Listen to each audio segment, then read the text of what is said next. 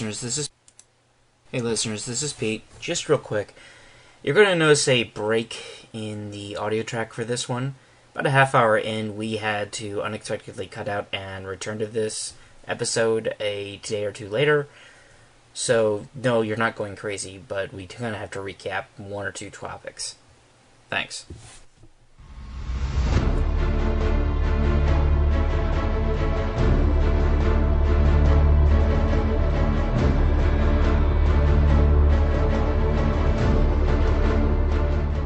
Hello, and welcome back to Recorder on the Wall, where we're covering all the Redwall books in chronological order. Maybe. I'm Katie. I'm Drew. I'm Jeremy. And I'm Pete. And we're doing book one of Martin the Warrior, which was 6th in publication order, and I don't remember what number it is chronologically. Second. Yeah. Okay, because I'm just that prepared. That's all right. Yeah, this is the big one, folks. Or second and a third. 33rd and a third. Yeah. Make it like the Naked Gun movies. Yeah, this is the big one, folks. This is the fandom breaker, where if you aren't prepared to shed manly or womanly tears, respectively, you will be. Yes. Yeah, there's a reason why on the tearjerker page for this on TV Tropes, Martin the Warrior has the largest entry. Oh Lord. So we'll try our best to guide you through this, but if it's isn't already obvious, spoilers. So if you're listening to this without having read it, A, shame on you, and B, go read it. Yes. Although books 1 and 2 are fine. Like, I don't cry very much during those. Uh-oh. Oh, there goes Drew. Yeah. I have not read this since the first time that I read it. I don't know, back in the day, and there's a reason that this was a one and done for me. So I'm prepping myself. I'm stealing my soul. Yeah. But I'm feeling the hackles raise. It's gonna be fun. I have read this so many times that as I'm reading my copy that I believe I got right after I finished 6th grade in mid-'96, this book seems to be starting to fall apart. Or it's ready to, it's literally at the seams. Like, I can open it up and the thing almost flips like all the way 180 degrees. So, this thing has definitely seen better days. I think like Mr. Jakes would consider that a compliment. Yeah, the pages are definitely changing color. The side of this book has massive texture on it, and there are pieces of the cover missing. So, oh boy, that's a well-loved book. Yep, I have had this book for 22 years now. Damn, yep. You might just want to get it rebound. Or I could just do what I did with Redwall and buy a second copy. Nah. Well, yes. Well, I mean, the only book I still have in physical form is Salamandastron, and it's signed. But that's a story for another day. Nice. But funny you mention that, because this was the first book of the series I picked up as well with Jeremy. So when I started reading this, I'm like, what is this red wall they speak of? I had no idea what the prologue and epilogue was about. I didn't care. I just bought it based on the warrior mouse on the cover. Yep. Well, yeah. Were you coming in from another animal series? Not really, no. I just Mom, I'm tired of all the classic abridged books that are in the school library. and we are at a book fair. Can I get this? And she's like, sure. Yeah, that was a mistake. See, my mom, I think, saw the cover, and she's like, "You like mice?" Because I was a big fan. I don't know if anyone remembers it, The Mouse and the Motorcycle. Yeah. Yeah. I read that a lot when I loved that book when I was a kid. Ralph S. Mouse, which was, I think that was the sequel to it. So I was a big fan of those, and so I was also a big fan of swords and things. And so my mom saw this. She was like, "Oh, you should check this out." And yep, that's how I started reading this series, and then I read Bellmaker Second. Was like, who the heck are all these people? Yes. I think there are a lot. Oh, gone. I read Redwall second, and I'm like, oh, that's who these people are. Okay, reverse order then, because I read, or listened to, I guess I count that as reading, but Redwall first, and then Martin the Warrior second. Yeah, I believe is how it went. It was a while ago. I'm old. I think Bellmaker was second because right on the cover it said from the author of Martin the Warrior. So it's like, oh, this must be the sequel. Nope. Whoops. Kind of. Well, A far distant sequel. Yes. Yes. Well, we'll get to that in one good time. Yep. What about you two? You said, Katie, you mentioned you did Redwall first in this one. Drew, how did you? What were you in the order for this one? I was Redwall first, and I kind of just went through publishing order because that's how it was set up in my library. Ah. I was one of those summer readers where they had stickers that they would hand out where, like, you got a sticker for every book you read. And we used to go on vacations to Canada, so that's a 14-hour drive there and back, so I check out 7 books and just bring a whole armada. So that's how the Redwall series got done. I remember finishing Matameo in a cabin by the water, and my little brother was really upset that I wasn't, like, out playing in the lake with him. I was like,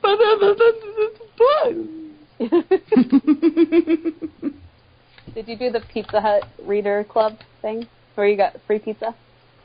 What? I did. Yeah, that thing is awesome. Never heard of such a thing. They obviously don't do it anymore.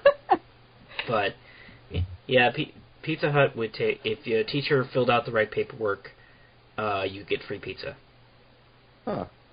Yeah, I've never heard of that. You read. Man, I just got, like, those really crappy pencils with the designs on them. That would maybe give you an eraser. Whatsoever. Well, it was probably a better deal than better idea than the Blockbuster. For straight A's, you got free video game rentals. Ooh. I don't remember that either. When the story begins, like I said, we have a prologue which shows us Redwall in winter. If I need to look at this, but I'm pretty sure this is between Matameo and Redwall. This would be between. This really bothers me. This prologue, by the way, just because of weird issues that probably only bother me. But this should be after Marielle of Redwall and before the Bellmaker. Yep. But I think there's a couple of inconsistencies. Yeah, several things do not make sense. Number A, and I am aware I just said number A. It's an internet old joke that I don't really remember. But because Saxtus is super old, and in Marielle of Redwall, he is only slightly older than Marielle. And when he said 2 of our young ones have gone traveling, he was talking about Marielle and Dandon, who are around his age. So it's like, Jakes, what are you doing? It wasn't that long after you wrote Marielle of Redwall. Like, what? I don't understand. Being Father Abbott takes a toll. I Apparently. guess. He got, like, super aged all of a sudden. And secondly, number B, I just forgot. Oh, because he said, what's his name? Gabriel Quill had died a long time ago or something, and he's still alive in this. And so it just confused me. I was like, so, okay, wait, when is this supposed to be? Because if Saxtus is older, if we understand that Saxtus is super old, then Gabriel Quill has already died. However, in this, he's alive. So I'm like, my continuity radar was like going crazy. I was like, I don't understand what is happening. Red alert! I'd like to bring up number C. Can't remember her name, but the Badger Mother, she's suspiciously absent. Yes. And that means this would be after Bellmaker if she's suspiciously absent. Right, which would mean that Gabriel Quill has died. Dead as a doornail. Yes. No. Nature Walk, remember? No. Oh, right. Oh. She was out trying to find the kids, and the guests found them first, and nobody bothered to tell her. Mr. Squirrel. Mr. Squirrel. But that aside, it was a very charming epilogue. I mean, prologue, whatever. Yeah. Well, I mean, they do outright say it's winter, Yes. and there's nothing to do but eat and sleep and tell stories. What, there's no Netflix? Oh. Yeah. Right. Yes. Tell stories and chill. Right. Oh, God. That'll be my one internet joke for the rest of the series. Oh, God, yeah. Somehow I don't believe that, but anyway. Nor should you.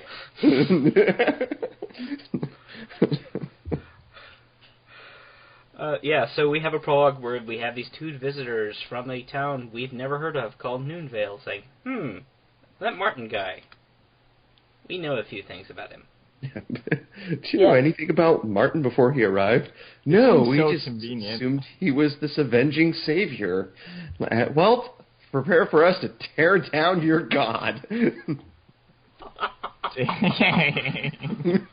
Oh, it's terrible. I approve. I don't think that was their intention. I think they were just, trying to give them more information. We know So this. our next entry part of the prologue is we have our villain entrance. Well, at least one of many, because this one likes villains. Yeah. A lot. Yes. To the point, I think this one has the most... Am I wrong, or does this one have one of the most, or the biggest focus on the villains and their story than the others? Since there's two big factions, it's constantly going back and forth with them.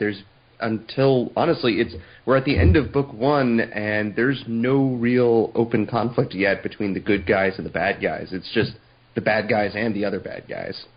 Yeah, I think there's a couple other instances where similar things happen, but they're not to this extent. And I think that might be because in an interview, Jake's mentioned that Clogg was his favorite villain. So I can kind of tell this is like it's very lovingly detailed and everything. Yeah, but we don't meet Clogg first. We meet Badrang. Badrang. Yep. Yay, I got it right. Oof.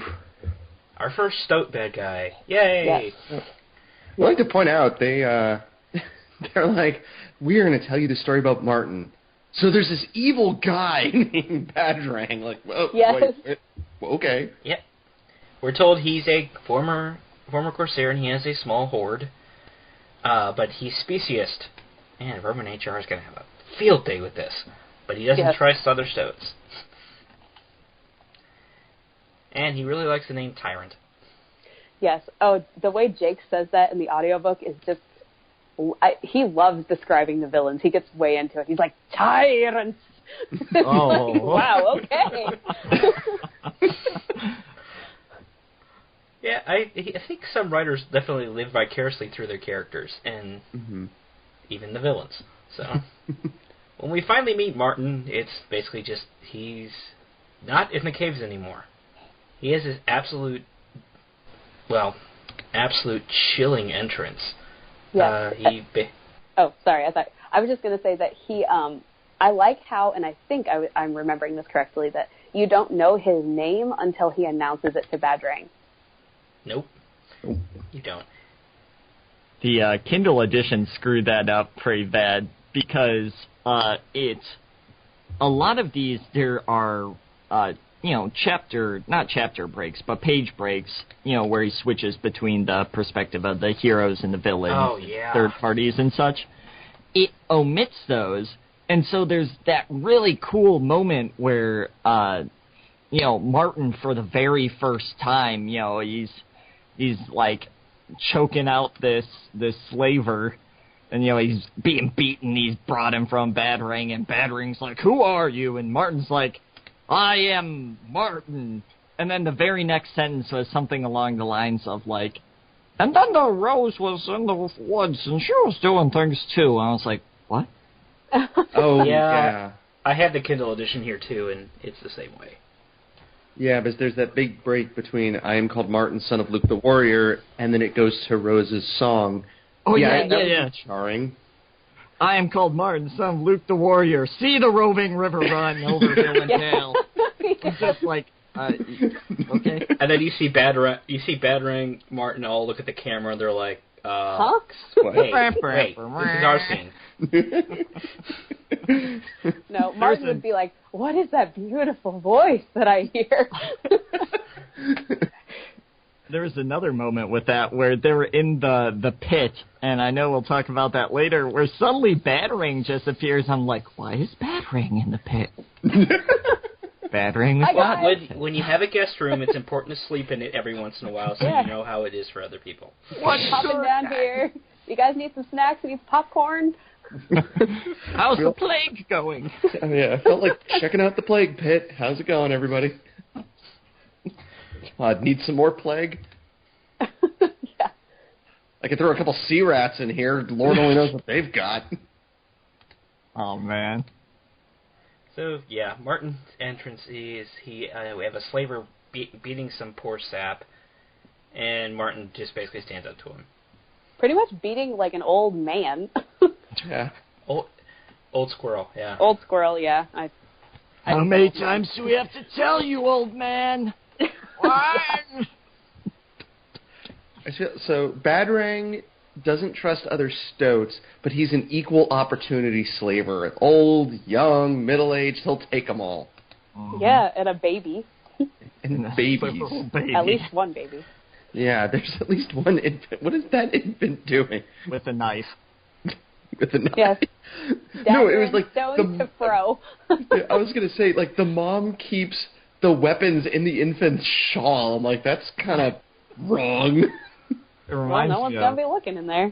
There's a vine or something where this kid's running around a pool, and the mom's just like, what have you got there? And the kid's like, a knife! Just holds up a knife. And the vine ends with the mom just going, no! And cuts out. Oh, Just think of that with a small child. She's just like adding to the weapon pit. So yeah, Martin gets thrown in. He doesn't get thrown in the prisoner pit first. First, he gets strung up between two poles till he dies. And then he has a flashback. Yeah, in the middle of a storm too. Yep. So, is it me, or was the entire scene of Luke giving Martin his sword literally copied and pasted from here into Legend of Luke? Oh, it was. It was, although they added a little bit on in Legend of Luke, because Luke was like, and you will listen to Tim Ballisto, and Martin was like, yeah, but someday I'm going to be the leader of the tribe, or something like that. So they added that little part on. Gotcha. I think. Though from what we see in this book, it's sure I'll listen to him, and that changes into no, I don't want to listen to him. Yeah, I want to go off my own and chop firewood. Nothing bad could possibly happen. With a sword. Yeah, and then Grandma finds him. Hi, Grandma. We haven't seen you for a little bit. Hi, Grandma. Oh, I Martin. expect you to have a big role. Oh. Yep. Oh. I like how... Bye, Grandma.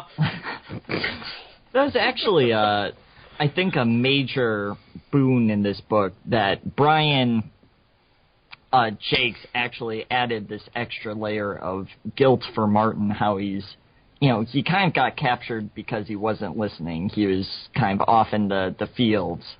And, well, his tribe isn't really found out. He's captured along with his grandmother, and then she dies on the way back. And this kind of... Part of the slave march, yeah. Yeah. And this...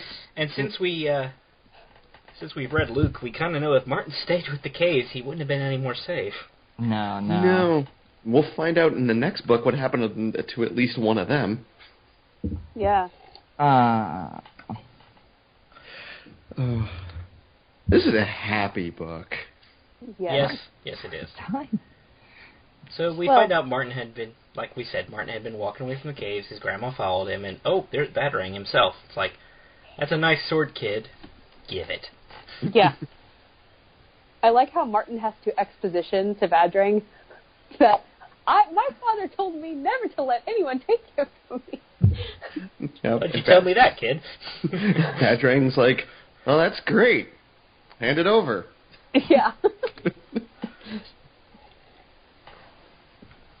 And Martin has brain damage for the first time in the series. Yes. He gets knocked out a lot in this book. And I will point out, I'm only laughing just because otherwise I'd be just swamped with sadness for this poor little boy, like, captured with his grandmother. Just, Yeah. it is sad. Yeah, bye, Grandma. Oh. Why do I have a feeling that the murder of his mom when he was a baby and the slow, painful death of his grandmother when he was only a bit, probably like preteen, probably was the reason why he never got married and never had kids? Well, I can think of another reason why he never got married. We haven't got there yet. He doesn't have, let's just say he doesn't have much luck with the women in his life. Yeah. Wah, wah. We'll go with that. So, yeah, Martin, while he flashes back, and then he flashes back to the present, and he's still stuck in between two poles, getting rain on, and then he's screaming at the top of his lungs. Now he's going to kill Badrang, and, oh, yeah, sure, buddy. I kind of, the conversation that then pops up feels a little weird, where he goes from, you know, declaring his revenge on Badrang and screaming and like, ah! And all of a sudden he just has like this relatively casual conversation with Rose. Badrang! Oh, hi, Mark. Yep. And she's like, hey, how's it going up there? Have you seen my brother? My brother. What's the story, Rose? Kind of gonna die here. Keep the birds off of me. Yep. Yeah, Rose, or not a Rose. Late Rose. Late Rose? Late Rose, yeah. That makes more sense. I am 1 for 2 right now, okay.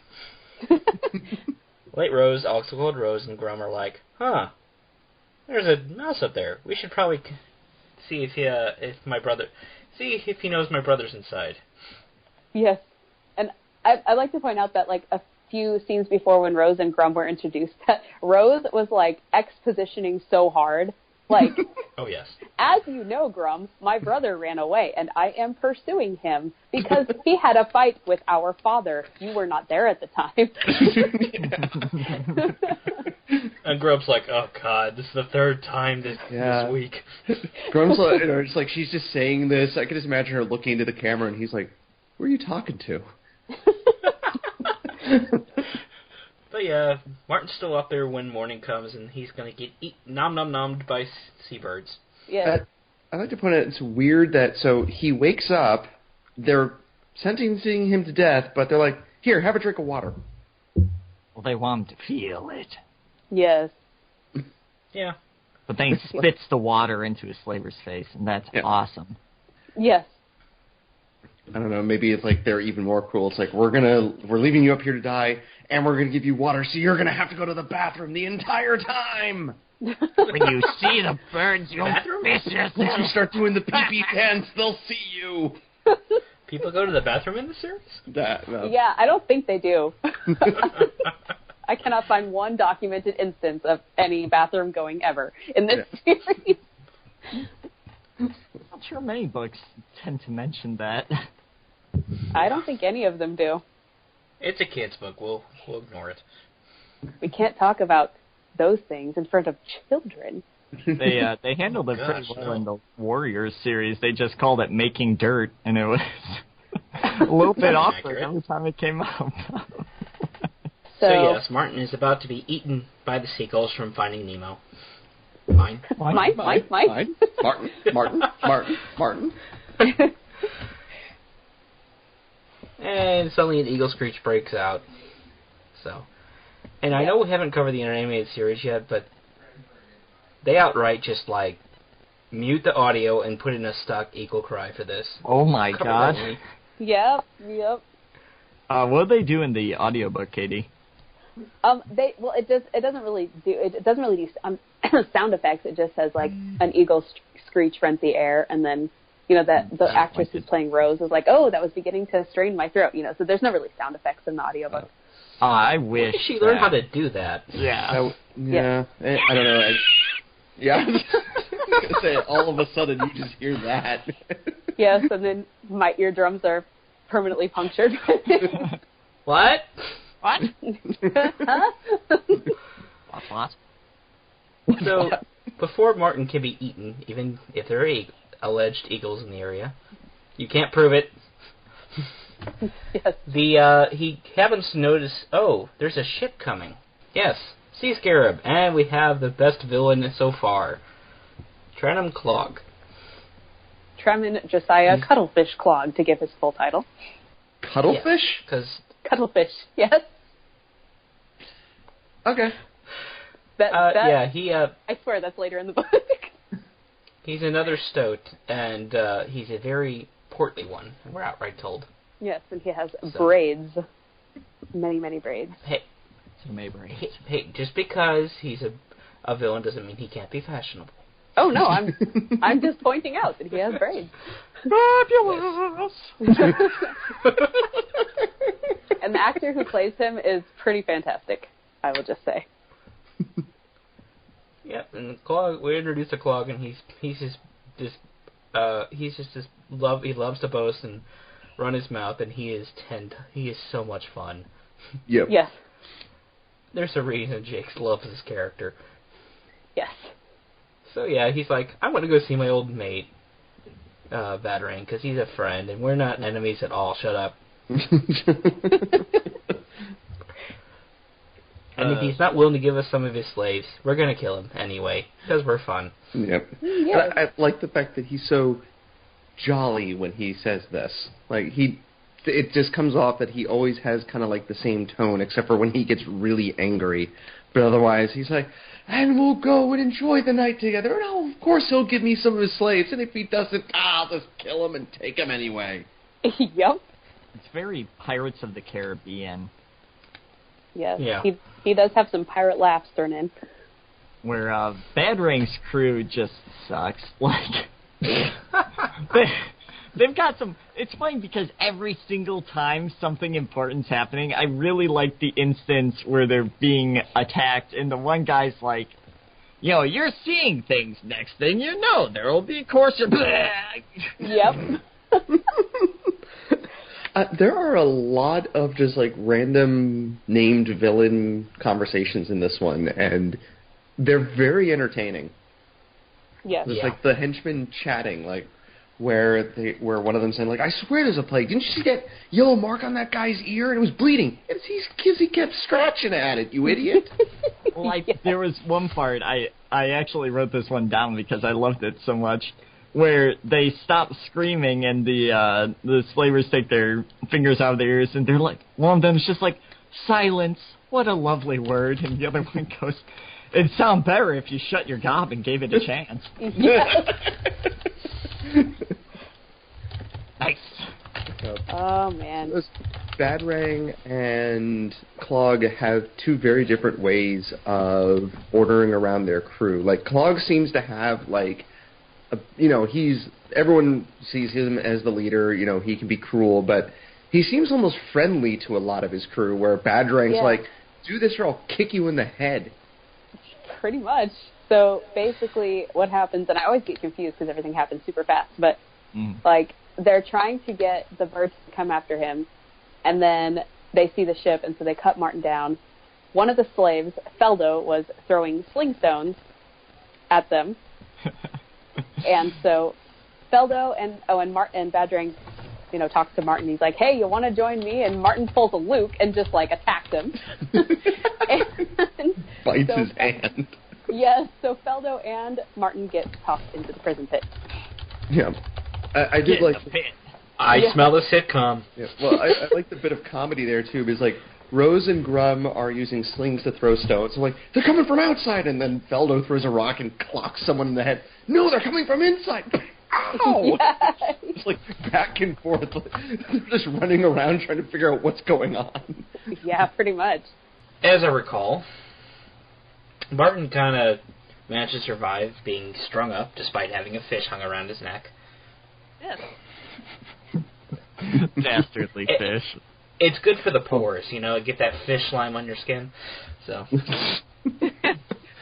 Well, you don't get your name on the front of the book if you can't survive a bunch of birds and some fish. Yeah. And then there was... The horde rats got attacked from both sides because Rose and Grum were slinging from outside the wall, and then Feldo, the squirrel, decided to help out from the other side. Yeah, we haven't mentioned him yet. Feldo is, if there's a character to have blood wrath in this book, at least one, he definitely would be one.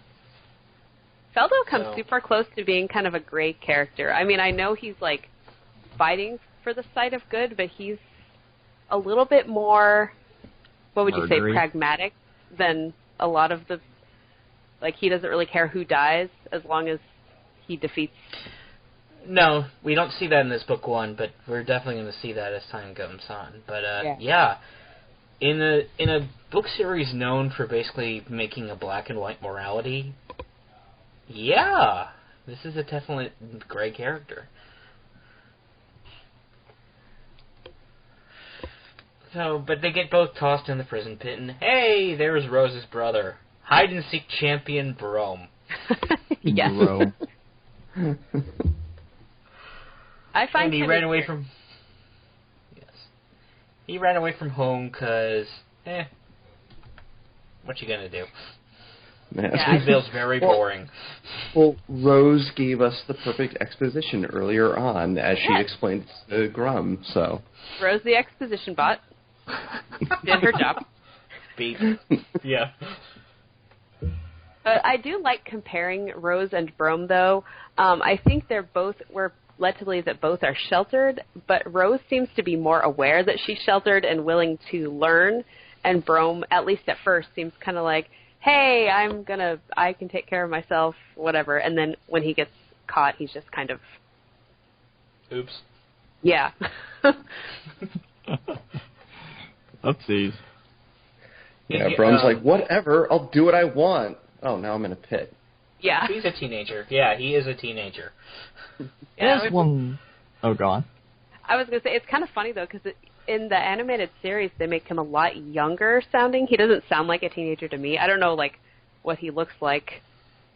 But, yeah, the voice of him was like a young child. Why'd they throw him in the pit? I don't know. They felt like it. They're like, well, we got a pit. Might as well throw someone in it. They're not like, let's chain him up, let's do this. They're like, straight in the pit. This is true. They've gone mad with power. Well, have you ever tried going mad without power? It's terribly boring.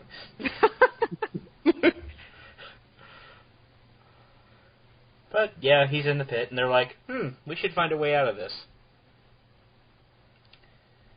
And we have, unfortunately, other slaves who would come to the rescue here. And among the slave camp, besides already mentioned Fellow, we have a pair of otters, Kayla and Tolgru. Yes. They have Barkjohn, Fellows' father, who's smart, who starts kind of leading a bit of a rebellion by saying, hey, the people in the pit, let's get them extra food, and let's see what weapons we can steal. And then we have the jerk. Well, we have Hilgorst the Hedgehog as well. Oh, yeah, excuse me. Can't forget about Hilgorst. Yes. Oh, of course. Forgotten about him. Speaking of morally gray characters from earlier, we have the jerk. Yes. Our Vol for the book. Droop. Droop. Right. You already said jerk. His name does sound similar. Yeah, he's the in a very weird informer. way. He's the informer for Badrang. Well, for Skalreg. Skalreg? Ugh. This is going to be like a running gag with me that I can't pronounce anything. Skalrag is correct. Yeah. Oh. Okay. Skullrug. Would that really be that far of of possibility in this series? No. No. Because if you take a look at the other vermin names here that aren't major characters, we have Stiff here.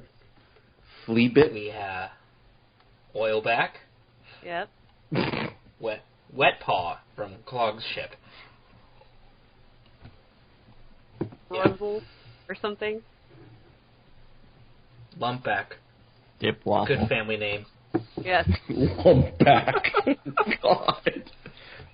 A lot of these names. Your mother hated you. I don't know. They seem like really thinly veiled insults, a lot of them. And what was it, Nipwort? Yeah. Oh my I have god. another one right now, but The I'll take baby's your word coming for it. out. Aw, well, you gotta name it Nipwort. Yes. It's amusing to me because later in the book, not in this book, but in like book 2 or 3 or something, it's mentioned that Nipwort has a squeaky voice. So he's actually played by a woman who has the greatest time playing him. Like she gives him this awesome, like weird accent, and she just goes all into it. It's hilarious. Yeah. Well, here's a few more of Clogg's crew. Gruzzle, Dead Jaw, and Floater. Floater, yes. Floater. Yeah, that's a bad name on the ocean, isn't it? Actually, that's a good badass. one. Sinker would be a bad name.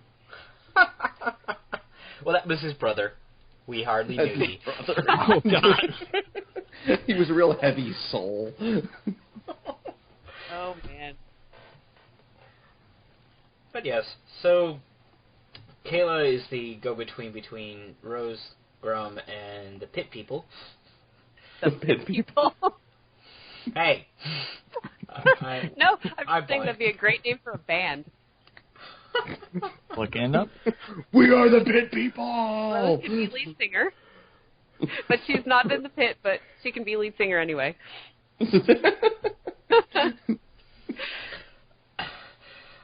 Yeah, so they basically say, they give Rose, through song, a way to, here's directions to the outside wall of the prison pit.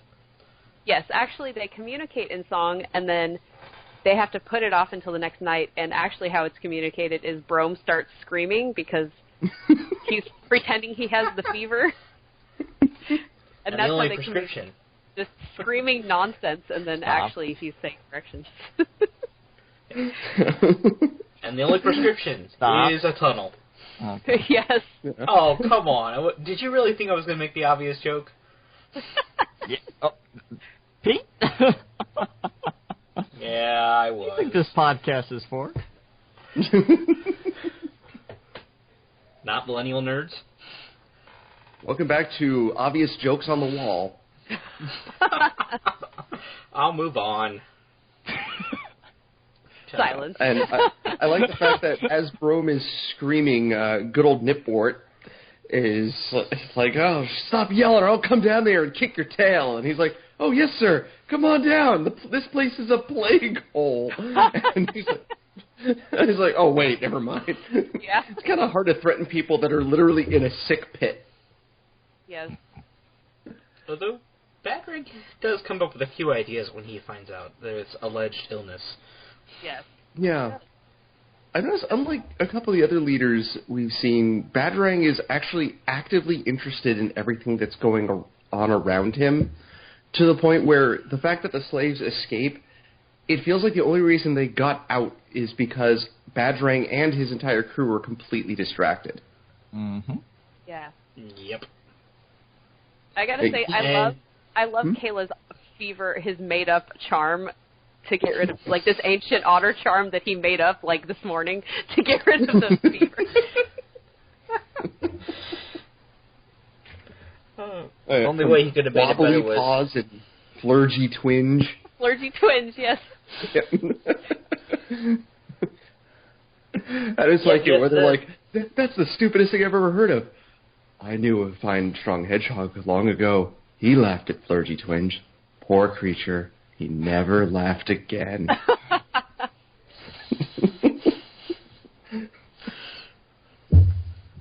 That sounds like the plot of a children's book. Yes. Not exactly Stregonona, is it? This disease that steals laughter. Flurgy twinge. Yeah, JoJo's oh, look, the Joker is filing for patent infringement.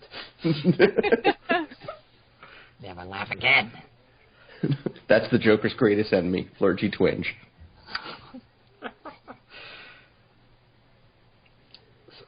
Long story short, yes. Did we mention Clogg actually meets with Badrang yet? I forget. Yes.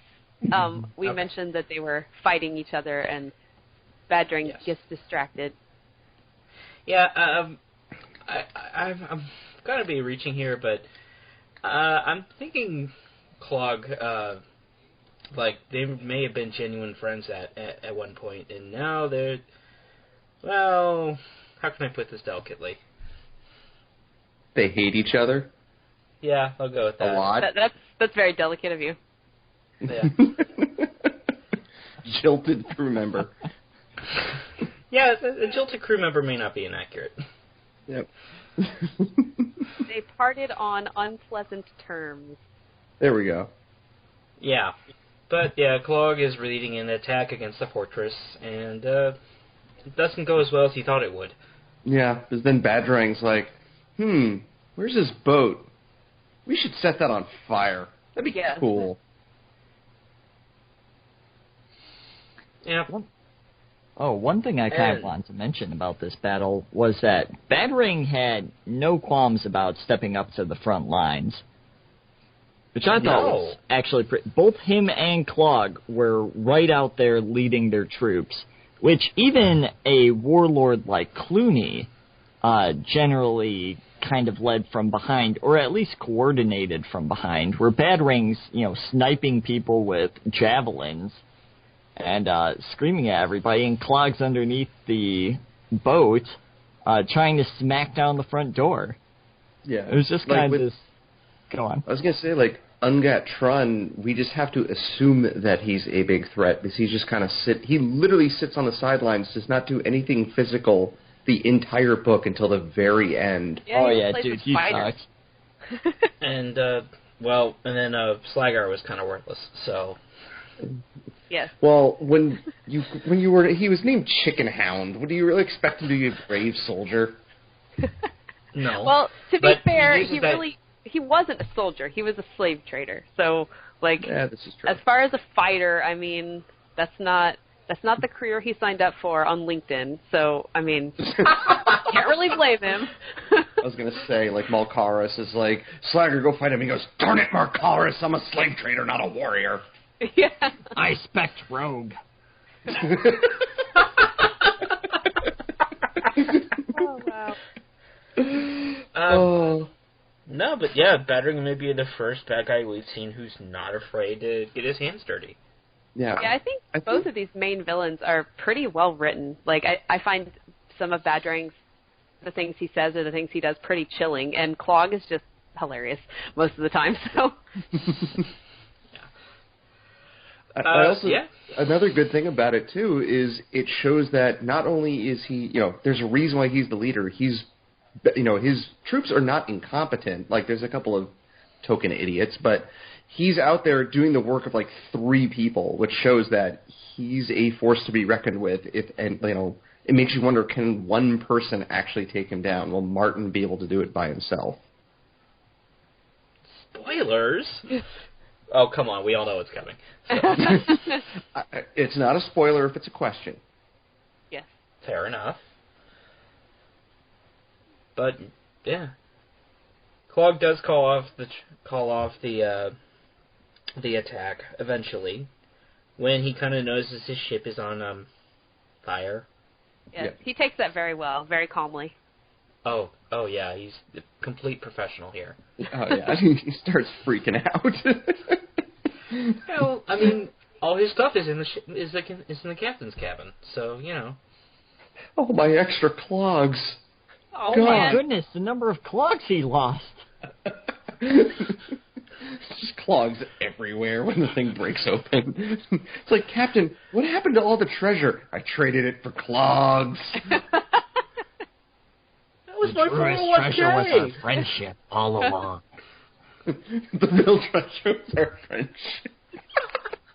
Well, clearly not, because Badrang didn't exactly agree with that. Yeah.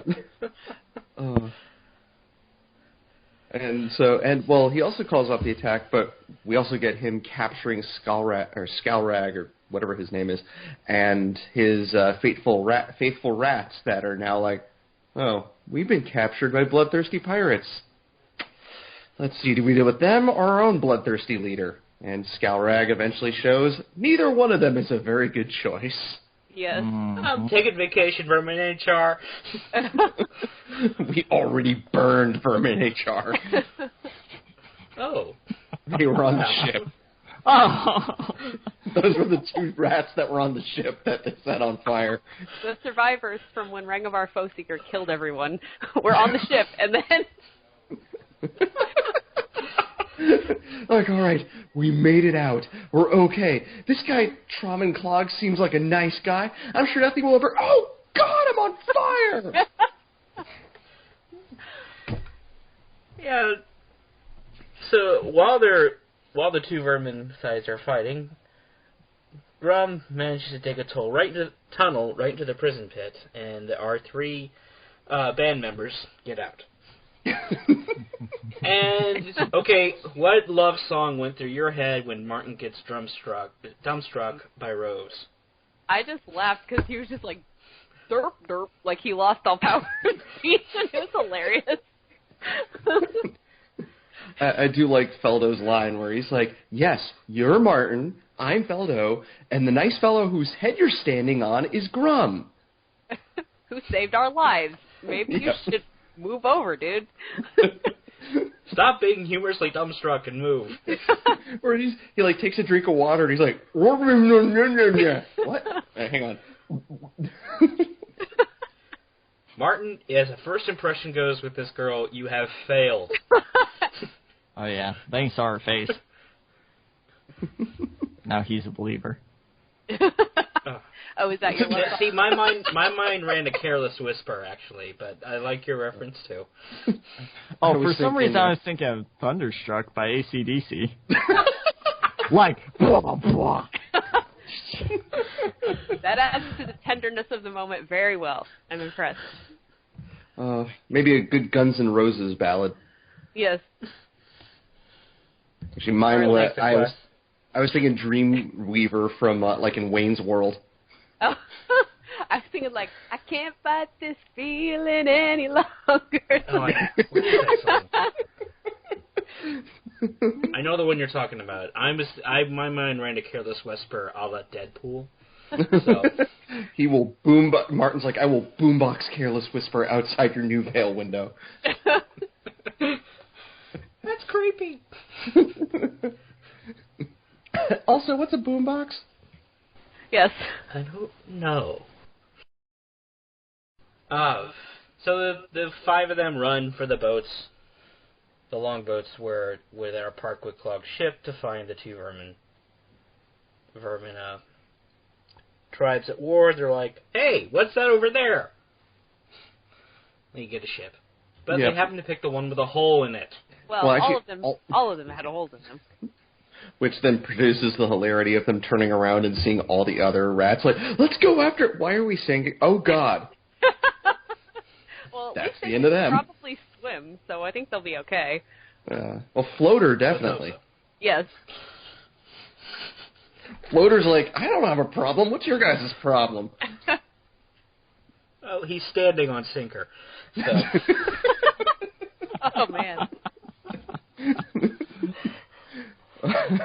Yeah, and he's right next to Sandbar. All right, that joke died. Let's move on.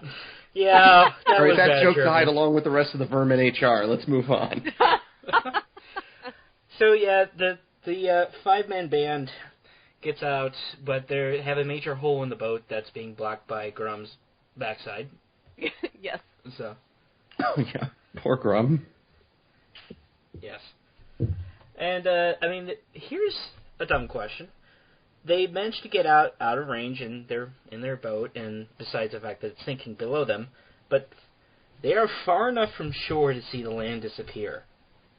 That doesn't seem wise. If you know your boat has a hole. Well, the tide also might be taking them out. Oh. And they might not have a choice. Yeah, I think that's what I said, was that the tide kind of kept pushing them forward. Well, by the time the boat starts to really go down, there's kind of a fish who is hungry.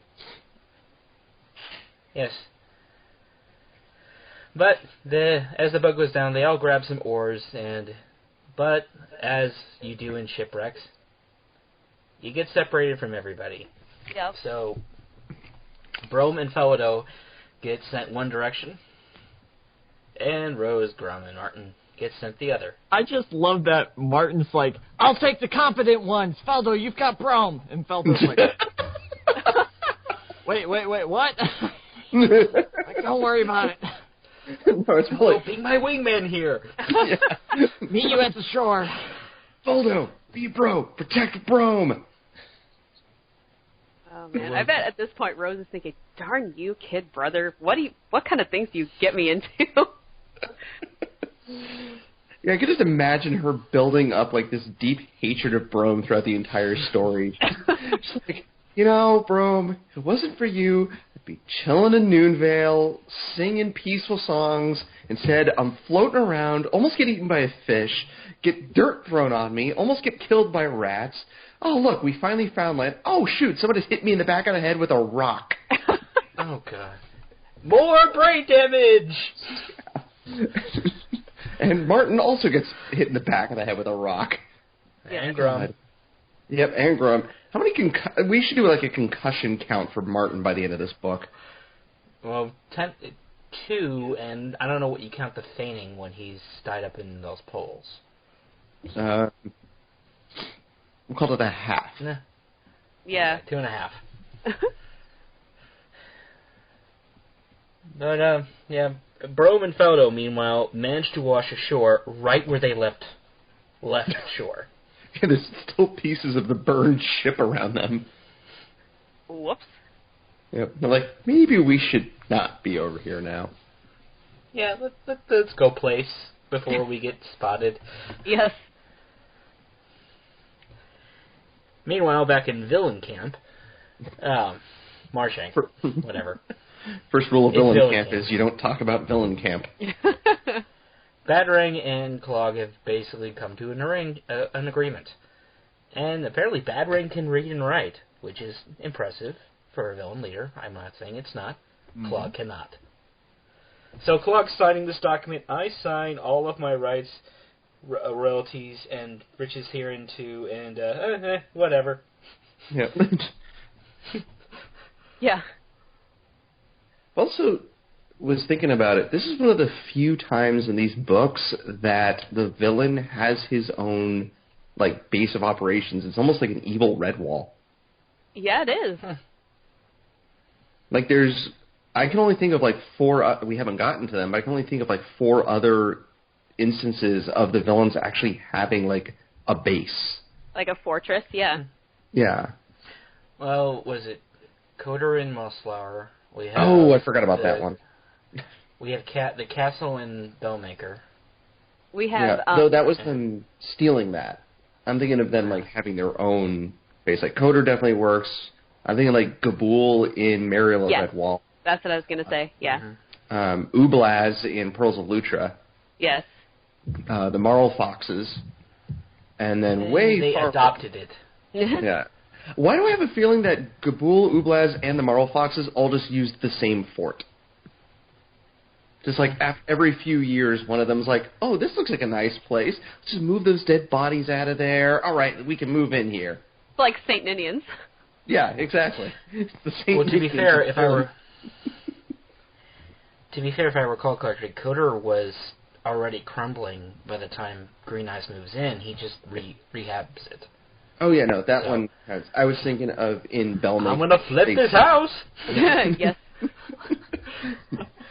Sarmina, or no, Green Eyes is like, well, it's time to start my own TV show of repairing a broken down place. Sir, that'll never work. And I'm going to subjugate the local populace.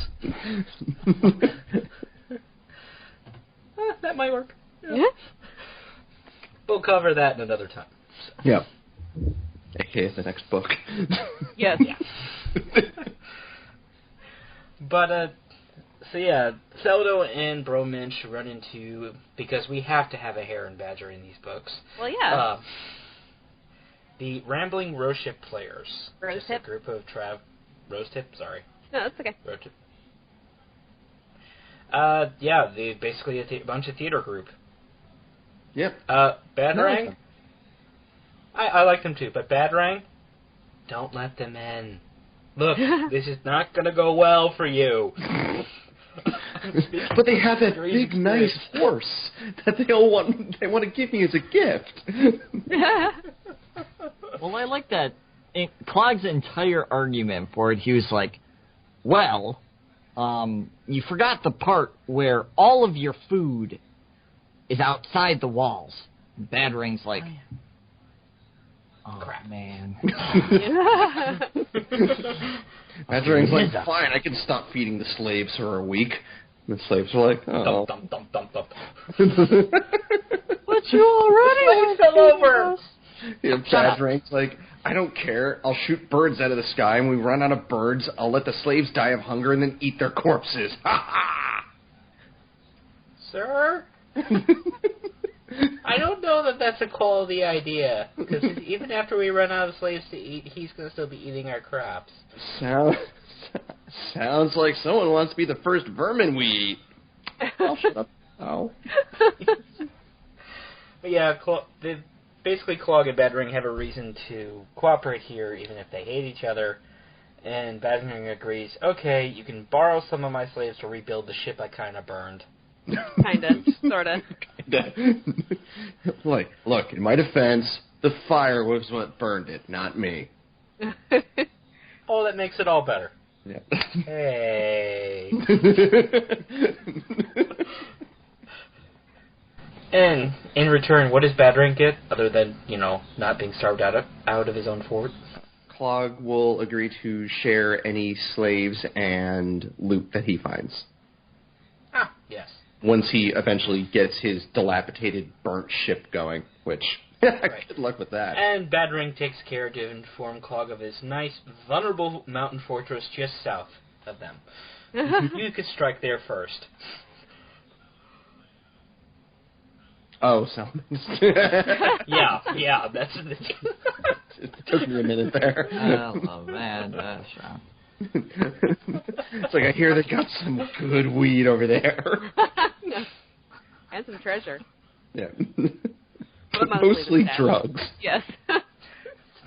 Like I said, Brome and Feldo end up with a company, and they're like, oh, okay, we'll go help your fellow slaves out, because, why not? And we'll still get to put on a show. And Celadine, stop trying to grow Feldo. He needs an adult. Oh, man. She's hilarious. Oh, she is putting the moves on him, and he does not know how to handle this. He's like, He's like breaking twigs. She's like, you're so strong. And doesn't she at one point, like, stroke his tail? I was like, that's suggestive for a children's book. Yeah, for kids. Yes. Hey, Brave Mama, let me What? Huh? That's a song. I'm sorry. Go on. I didn't even hear what you said. I couldn't hear what you said. I said, hey, Brave Mama, let me whisper in your ear. Got a tail so soft, can I touch it? Okay, that's enough of that. Thank you. That is exceedingly creepy. Yes. Let's move on to something less disturbing. So Martin's in slavery again. Oh yeah. Yep. Huh. Oh no! Not only are they enslaved again, as they wake up, with brain damage. Because we can't have a book without shrews in it. Only this time it's pygmy shrews, apparently. Yes, and they have their own language that's kind of like the sparrow language. Yeah, now that you say that way, yeah, they kind of are. And they're just precious. Oh, yes, especially babies. Pygmy babies. They make your nightmares come true. Oh, God. So they met another slave who is, Palom? Yep. Or not Hedgehog, and he's just like, oh, nice, very good. I have another couple of pair of hands. Yeah. Oh, God. We get the impression that he's been enslaved there for a really, really long time. Yeah, it said that he couldn't remember, like, once he's, spoiler, freed, he couldn't remember not having the hobble on his legs. Mm-hmm. So, wow, they must have, like, captured a baby hedgehog. Nice going, shrews. This is a very dark book. Yeah. So yeah, Martin, Rose, and Grom are enslaved again, and they're assigned to be babysitters to these, I'm quoting here, squidgies. Squidgies. Squidgy. They're the baby shrew. They're the baby shrews, and they're even more precious, especially the Queen Amabala's son. Yes. Dinger. And Rose, yeah, you might want to pay attention to how well Martin can babysit here, because he goes from 0 to violence pretty quickly. Isn't there like a moment where he's like, oh, he's so precious. I just want to squeeze his little neck. Yep. Yeah. Though honestly, Yeah. how do we blame Martin? He finally gets like a taste of freedom, then gets bashed over the head again, and gets taken into slavery again. Yeah, no, he's not having a very good time. He's not having a very good life. No, he's not. So, they're treated to basically slavery for a couple of days or so. And, before they're taken down to the beach with all the lovely shrew babies. Yes. This is why I could never, ever work in a daycare, because I was, like, cringing reading all these naughty children. I was like, well, wow. To be fair, most of the kids, they are taking advantage of the fact that their caretakers are slaves, but yes. They're not complete holy terrors. That's only the Queen's son. Yes. Actually, they kind of are. Okay, so we're told that Martin and them have logs essentially chained to their leg, and the kid's favorite pastime is to sit on the log, thereby making it heavier and making them drag them around. Okay, fair enough. Yes. Well, the parents really don't discipline them at all, so I don't really think it's the kid's fault. No. But let's put it, the prince of this tribe is a real peach. Oh, yeah. So. Definitely. So, Dinger, yep. Dinger. Yeah, he is a particularly cruel person to the other slaves. And Martin really wants to give him that nice hug around his neck. Yes. Yeah. Until he's snapped up by a bird. Yep. Well, that's the end of that. And it's like, well, nothing of value is lost. And then suddenly Martin decides, like, well, the thing irritated me to no end, but I kind of don't want to see him get eaten by a bird, so. Yes. Well, I mean, he's only a child. Yeah. He can grow up to be an annoying creature. Yes. So Martin climbs up after the bird, just wielding essentially what's a dagger and a net, and saves the kid single-handedly. Or a single pod. But not before he... No. Not before he gives Dinger a nice big kick in the pants. Yes. Well, I mean, to be fair, he told him to jump first, and the little kid's like, no, I'm scared. So he's like, okay, fine. Hey, what's that over there? Yeah. Oops, my foot slipped. Yeah, both Martin and he managed to get down safely and jump into basically stretched nets safely, and thankfully the fall's soft enough that they don't hurt anything. Oh, more brain damage. Never mind. I do want to point out, I wonder if this was like a slide that, like, even the Queen didn't like the kid, because Palom mentions that her husband died the exact same way to the exact same bird. I'm like, then why would you come back to the exact same area?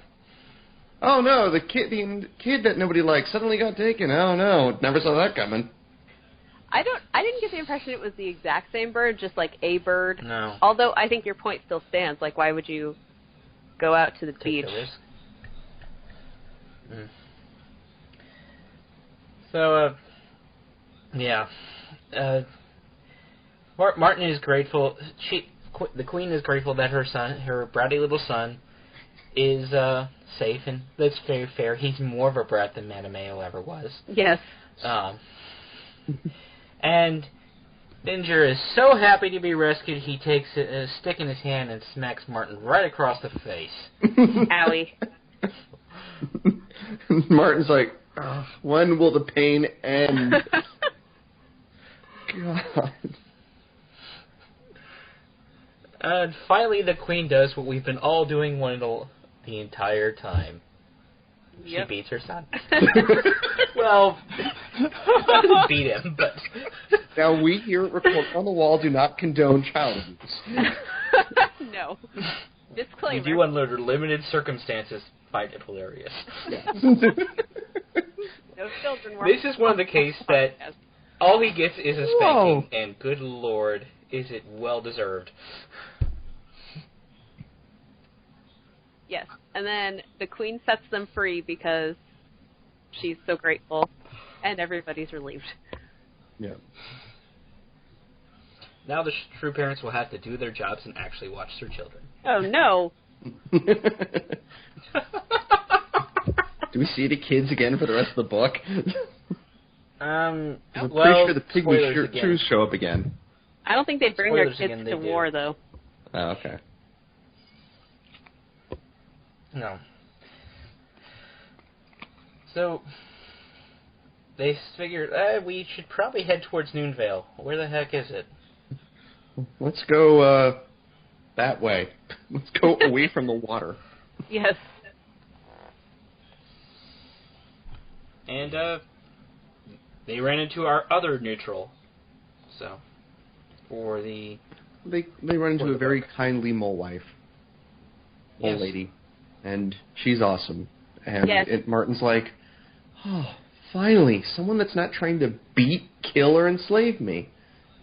Is this the first prominent female mole that we've seen in our chronological reading? I think it might be.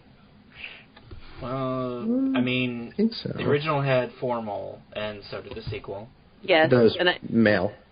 and there was a tribe of moles in Lord Brocktree, but I don't think any female moles were, like, prominently featured. Yeah, there No. might have been in Legend of Luke, like, for 2 seconds, along with all the other characters that were featured for all of 2 seconds, but Yes. yeah. This is the first actual, like, big featured female mole.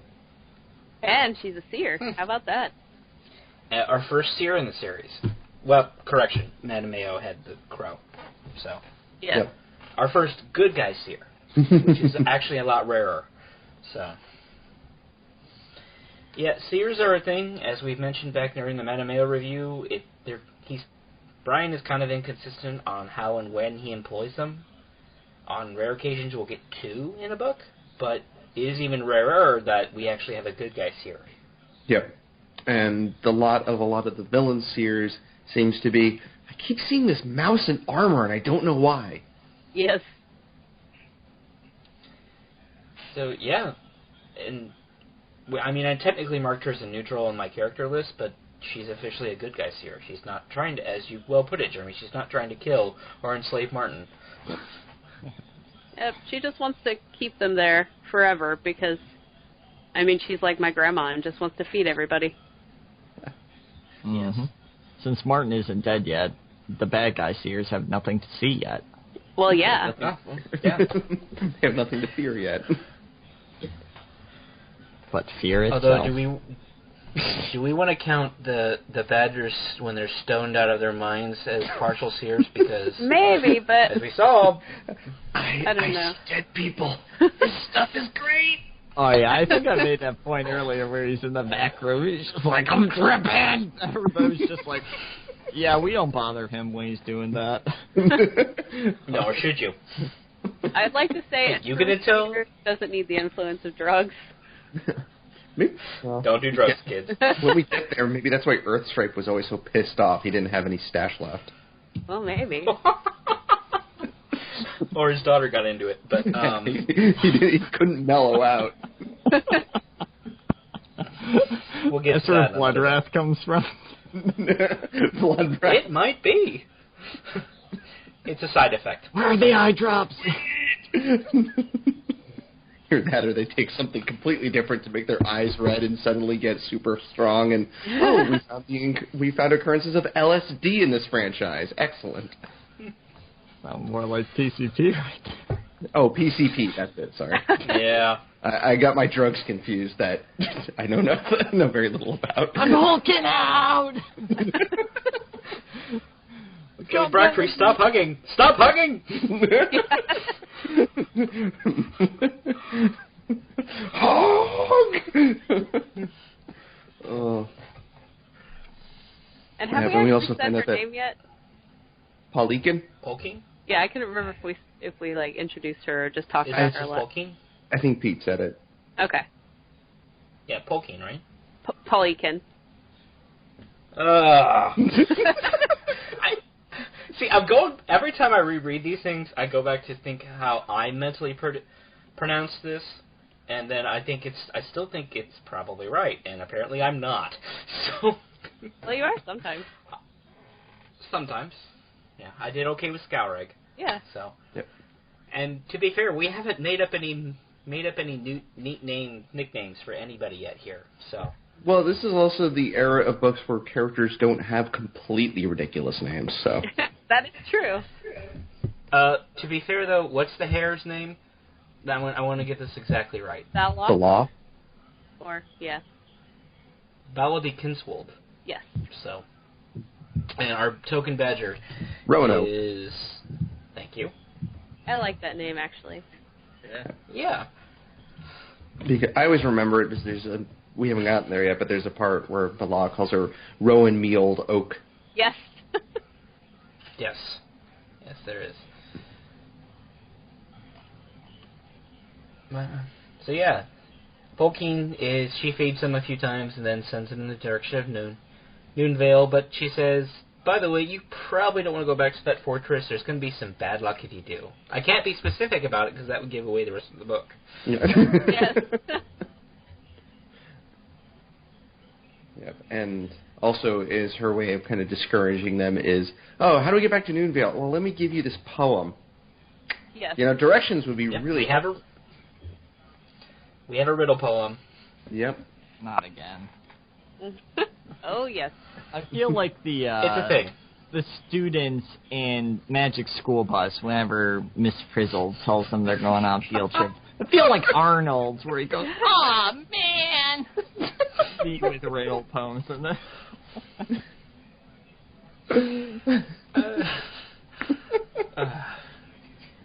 Martin. To be fair, we haven't had all that many songs yet either. So. Yeah. Although I love the passive aggressive songs we get from Pelham and Grum to the Pygmy Shrews. Oh, yeah. I was laughing my butt off at that. That was good. Those are hilarious. We have these lullabies. Yeah. You're Where they're terrible like, little I hope you all die creatures. of plague. I'll beat you in your sleep. And they're like, more. Yes. That has a very soothing tune in the audiobook, too. And they're dead serious when they're singing it. That's It's awesome. so funny. It's like, go to sleep, you dreadful bunch. I'd like to lay you all out with a punch.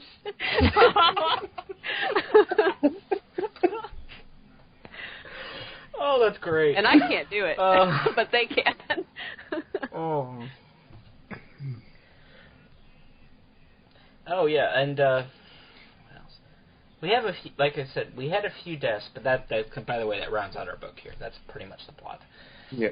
But we had a few deaths, mostly just Winifred. Ooh. Hi, Martin's grandma. Oh, Windred? Yep. Yeah, oh. I was going to say Winifred the Otter. I didn't know she was in this book. Oh, yeah, I wrote that down wrong, didn't I? That's No worries. The previous book. I didn't mispronounce that, so there. Although, you didn't. And although if she came back in time to heroically die while fighting in the battle, that'd be a pretty awesome way to die. There we go. And then we are told some villain kind of off screen, unnamed villains die off screen. The two rats from Vermin HR on the boat, Yes. for example. But the only named bad guy I can think of that actually dies, well, there's two. There's the message for you, sir. Stiff Ear takes an arrow right to the neck. Yeah. I used to be a villain like you. Then I took an arrow to the neck. And Scowreg. apparently, I actually felt bad for this guy. Yeah, I did too. A little bit. One of the threats that the pirates make to him is kind of disturbing, where they're like, what do we do with prisoners? And one of them, they go like, oh, we'll hang him upside down in some water. And then one of them just shouts out, chop his paws off and make him eat them. Yes. Like, ew. They're like, whoa, Hank, calm down, dude. Whoa, floater. Sir, you can't make that kind of threat. Hey, shut up. You're supposed to be on fire. Oh, right. Skalrag, he sent off. At first he's Dwarf's guy he works for, informant, and Skalrag's sent off to go burn the ships, and he does, and then he gets captured by Clogg and gets threatened with an inch of his life, but Clogg is a reasonable vermin. He says, okay, fine, you'll be part of my trade back to Badrang with my terms. And here's where Badrang takes the evil level to 11, because we're told when Skalrag gets back inside the fortress, that returned back to Badrang's sides, Skalrag is put on the freaking torture rack. Yep. That seems excessive. Badrang could have just said, hey, can you tell me about what Clogg has, forces, and say. And by the time we see Skalrag again, he's gained a few pounds and arrows. Yes. Yeah, I like the way Badrang puts it too, and he's like, you know what I hate, Clogg? I hate spies. And Clogg's like, oh yeah, I hate him too. Yeah, if I ever found a spy, I'd have my troops use him as target practice. Why, look at Skalrag over there. How convenient that he's now being used as target practice. Clogg's like, Clogg's oh, like, man. yes, that's great.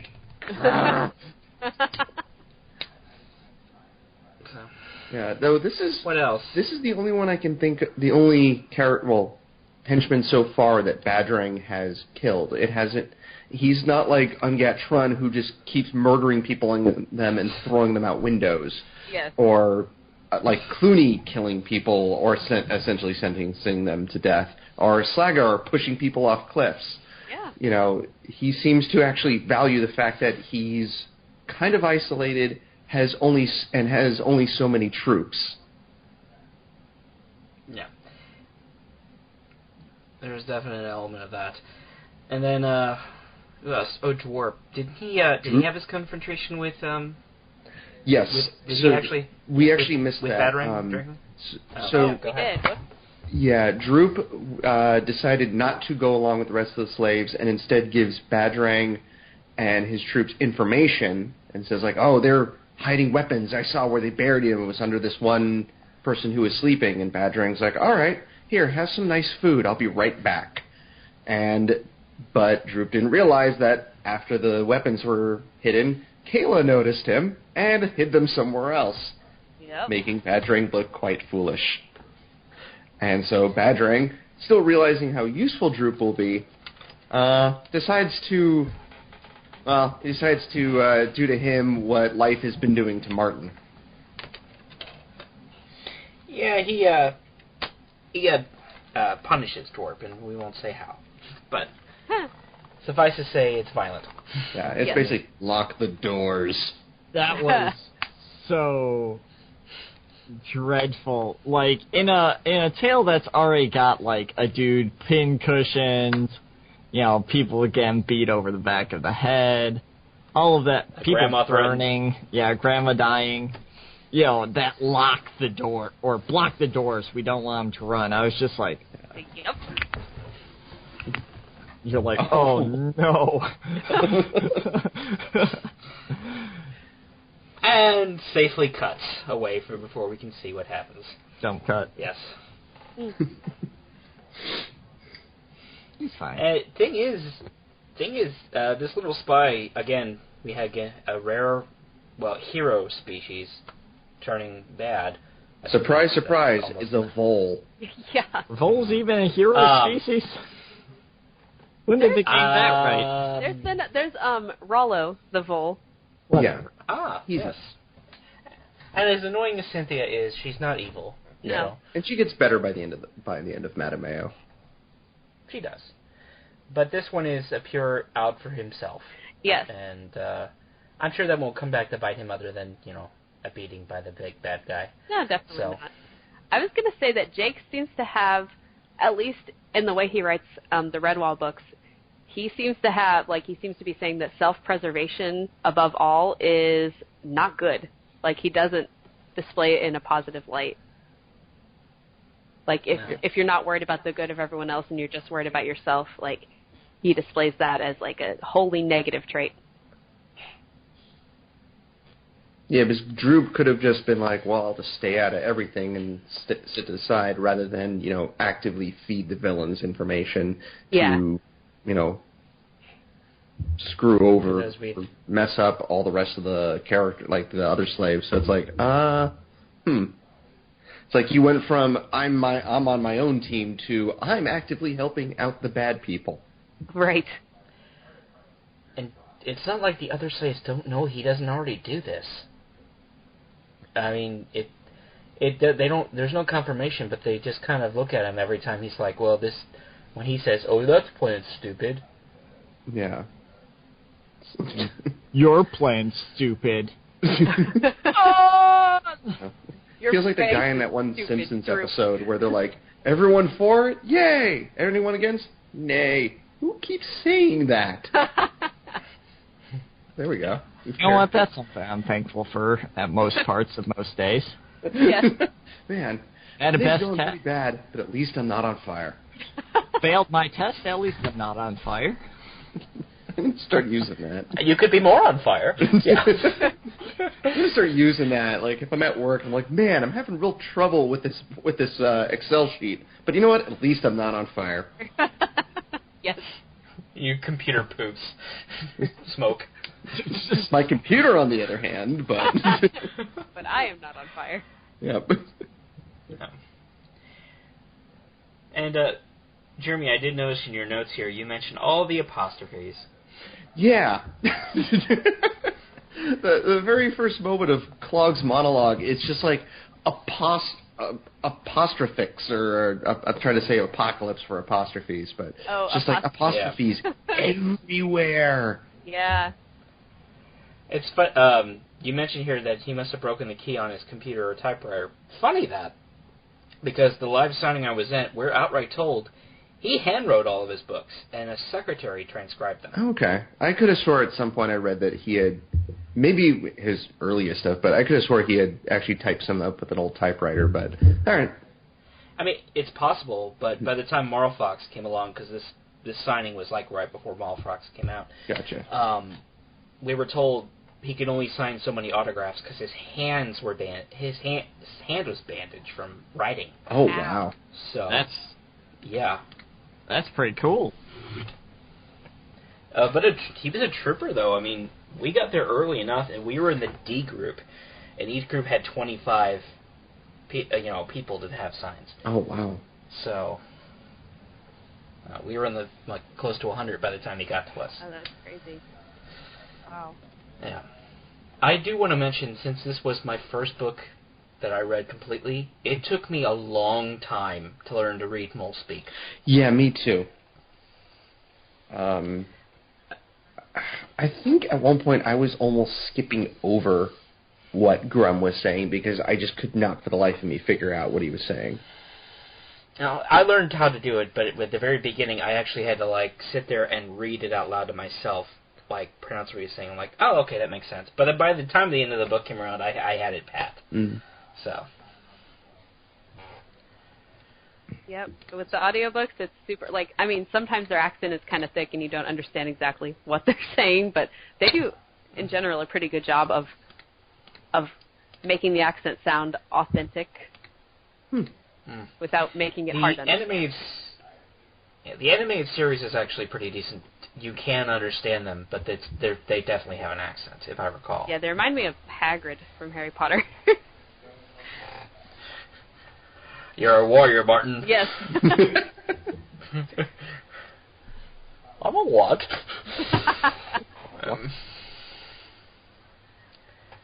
So book and one kind of ends quietly. Yes, we have the plot lines going very well, but there's not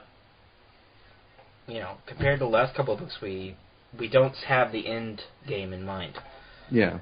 It has kind of a quiet end to it where, you can tell that the story is still moving forward, but there's no, cliffhanger moments at the end of book one. Yeah, the players are preparing for their show and everything, but otherwise, yeah. So, what did you guys think of it so far? We've all read these. Yes. But honestly, yeah, this is a good start to a book, even if we know where this is going to go. Yeah. No, I like Martin the Warrior. I always have a preference for the books that are the full cast ones, just because they're just reading it or listening to it is just kind of just an experience. And so, yeah, I always like the audiobooks. I really like this one. And you can kind of tell it has a different feel to it than the last couple that we've read, whereas, Legend of Luke is a bad example because it was just one portion that was obviously kind of rushed. Yeah. Lord Brocktree was, that one did kind of some time skips in it. Between books 2 and 3, it felt like there was a big jump for, the Bark crew and everything.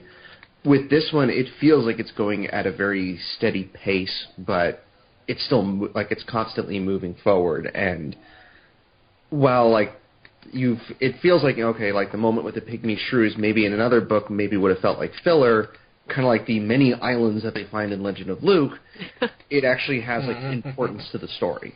We're constantly seeing Martin grow as a character throughout the book. We get to see with the pygmy shrews even how annoyed he gets, even how angry he gets with them, and how horrible the situation is. When push comes to shove, on his own, he goes and rescues little Ginger. Mm-hmm. He could have let him die. He chose not to. Yep. And it doesn't come off as he's thinking, oh, if I save him, they'll let us go. He just does it because it's the right thing to do. Mm-hmm. And Drew, your 2 bits? Oh, sorry. Oh, sorry, go ahead. I was going to say, also, I think Badrang might be my, I don't want to say favorite villain, because, God, I hate him, but I don't like him, but I think that's probably why he's such a good villain, where he comes off as such a big threat throughout the book, and we see him, he's smart, he's actually keeping track of what's going on in his base, he's strong, he's effective, he's not someone who just sits on the back lines and lets, the idiots screw everything up. No, he's taking an active interest in everything around him, and, the mind games he plays with Clogg are great. Yeah, he's super well written. Yeah, I think out of all the villains we've seen so far, he's the best one. I would agree. Drew, your 2 bits? Oh, I was going to say, I would agree that he's probably one of the best villains in the series. I think that villains are a bit of a weakness of Jake's. I know we've mentioned in plain books, they're kind of cardboard cutouts. They're just I am evil. Watch me do evil things. For Badrang seems to have actual motivations. He's I've led this life as a pirate, and no more. I want to settle down. I kind of wish that we got more of his end goal, because they seem to have food, they seem to have shelter, they seem to have things, but his only end goal is, I want the fortress to be complete, and then after that, I don't know, does he grow old? Does he... That's a good question, actually. Compete in Berman Olympics? I don't, I think he wants it as partially comfort, is it shows, he grew tired of going the high seas, of hiking around. Essentially, like I said earlier, it's kind of like an evil Redwall. Where, as the mice and everyone wanted Redwall as, a safe haven for themselves and a peaceful place, he wants this as a safe haven, but you mess with him and he'll kill you. and he wants slaves to do his bidding and to make his life easier. Yeah, I know. I think Old Green Eyes from Mossflower had some good motivations, because he had the same kind of motivation. I want to settle down. I want to have a castle. But when he actually achieved that, he was like, okay, well, I'm retiring now. Like, you know, you guys can go do whatever. I'm going to go fishing. Everybody's like, but, oh. Well, he had to have kids in there somewhere, so. Maybe get I happen to agree with I happen to agree with everything that's said. As far as villainy goes, Clooney is one of the most competent horde leaders we have. No doubt of that. Oh, yeah. And Tron has the numbers, but as we've shown, he doesn't have a good way to control it. Slagar was nuts. Yeah. There's no around to that. But Badrang is one of the more competent, as we've seen, he's one of the more competent. He pays attention, as you said, he's paid attention. He has a solid defensive position, and he's not going to give that up easily.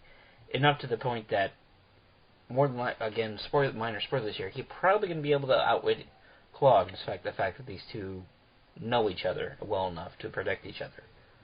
Yeah, I think it's like Clogg and him have that little, mental sparring that they do, but with Clogg, he believes he can outwit Badrang, whereas Badrang just knows he can outwit Clogg. Mm-hmm. I mean, and it's not that other Roman leaders weren't competent in combat. Clooney, certainly, to be probably the most so far. But, no, Badrang, he will, if you make him mad, he'll take care of you himself. So, not that he's not afraid to delegate. Yep. So we'll definitely see where this goes. So, where will this go? What possibly could Martin run into to make his life even more miserable? Certainly not cannibals. Never cannibals. No.